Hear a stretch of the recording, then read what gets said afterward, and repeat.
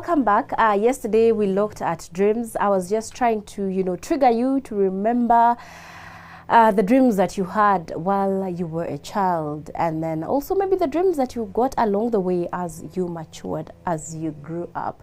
And why I did that was just to let you know that you as a person, you have dreams. Yeah, you had aspirations, let's say, and maybe you are giving up on them, or maybe you gave up on them. I just want to reawaken those within you. And today I want us to talk about how you can be able to, achieve your dreams, yeah, especially as a Christian. How can you be able to achieve your dreams as a Christian? Yes, you have the dream, but how are you going to achieve them? Just having the dream is not going to help you to achieve those dreams. My name is Comfort, and this is Inspired by Comfort. That happens every other weekday, 7:30 a.m. And we are here to see that we transform our lives to be who God intended for us to be. And in regards to that, when we talk about dreams, when God created you, He did not create you to just come and, exist. He created you to come and live, for you to come and be part of something beautiful, to come and make an impact for Him. God created you for His work, yeah, to be manifested through you, for His greatness to be manifested through you, for you to acknowledge who He is. So if you are the kind of person that has no dreams, if you are the kind of person that is not doing anything about their lives, that means you have not acknowledged God for who He is. That means it is you doubting God. It's like you saying, you know what, God, you created me, but you did not give me the potential. You didn't give me the talents, the abilities for me to do anything. So I'm simply going to exist. I'm not going to live. And that is not what is expected of you as a Christian. From just our concluded camp meeting, we were asked to go as faithful stewards. You as a steward, you are not going to be a faithful steward if you do not have dreams. You are not going to be a faithful steward if you do not use the potential that God has entrusted you with. So today I want us to look at what are those things that we can do to see that we achieve our dreams. First and foremost, ask yourself, what does God want from me? What does God expect of me? That is the very first question that you're going to ask. And the answer to this question comes from the first series that we had that talked about self-discovery. I remember telling you that as you are trying to discover yourself, the first important question is to ask, who does God say I am? Who am I to God? That is where the answer lies. So while you are trying to achieve your dreams, the first step you need to take is for you to ask yourself, what is God's will for me? What does God want for me? After you have realized that, after you have answered that question, this next step is for you to see your potentials. What potentials do you have? Because at times we have dreams, and some dreams are vague, some dreams are valid, yeah? But for you to be able, to affirm your dreams, you need to look at your strengths. Maybe if you want to make an impact, your dream is to say that you change lives. Ask yourself, where does my strength come from? Is my strength in speaking? Is my strength in helping others? Maybe I can just come and do charity work. I can, fundraise, and we go and help people, and that is the way you're going to impact lives. Remember, the Bible tells us that the body has various parts, but they all do the same thing. Whatever the hand does is for the good of this body. Whatever the eye does is for the good of the body. And unless you as an individual, you lead these body parts into doing what is not right. But in the right setting, these body parts do whatever they do for the good of the body. The hand cannot say, let me pick someone's item such that the head is cut off. No.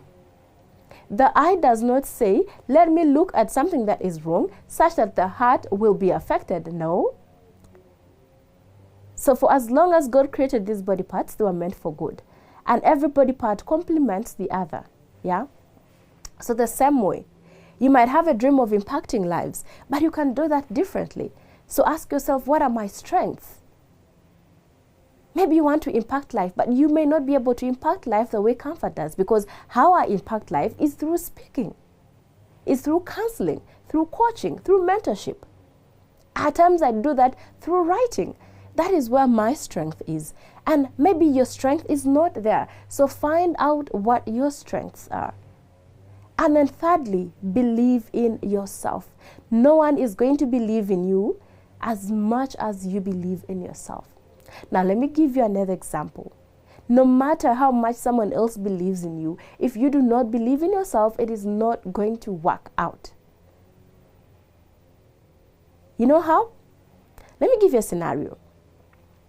If let's say someone gave me an opportunity to speak, at a big gathering, because they believe that Comfort can speak. But when this opportunity comes, I'm like, I do not think I can actually speak in front of those people. But then this person insists and tells me, no, Comfort, I know you can speak. I know you can make it. Go.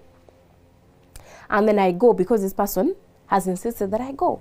But then when I get on stage, I start mumbling and I say words such as, I don't think I'm the right person to be here. And I start making statements such as, I didn't want to come here, but so-and-so told me to come. Do you think people are going to listen to me? They are going to be turned off immediately. So that is what happens with belief. No matter how much someone believes in you, if you do not believe in yourself, you are doing a disservice to yourself. It is very, very important that you believe in your dreams. David believed in his dreams, which is why he was able to defeat Goliath. David believed in God. When he believed in his dream, he knew that he will be able to, overcome Goliath, not because of his might, but because of who was enabling him, and that was God. And his words were, when Goliath came to him, and Goliath was like, you come to me with stone, with what? Do you think I'm a dog? And David is like, no. You come to me with all these, the javelin, the shield, but I come to you in the name of the Lord. That was belief. David believed that through God, he would be able to defeat Goliath. In the same way, believe in yourself. Believe in the abilities that God has given you. Believe in the talents that God has given you. The fourth thing that I want us to look at is for you as an individual to stop comparisons. Embrace who you are. Do not compare yourself to any other person. The hand cannot compare itself to the leg. They do different things.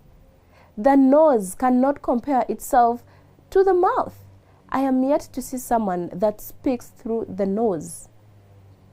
I am yet to see someone that listens through the nose, that listens through the mouth. That is what the ear does. God created all these parts differently, uniquely. In the same way, God created you uniquely. Psalms tells us that we are fearfully and wonderfully made. Genesis reminds us that we were made in God's image.